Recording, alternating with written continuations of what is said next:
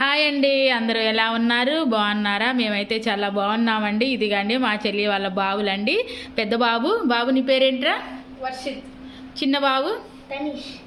నువ్వేం చదువుతున్నావురా? 7th class. నువ్వేం చదువుతున్నారా? నువ్వేం స్కూల్ రా?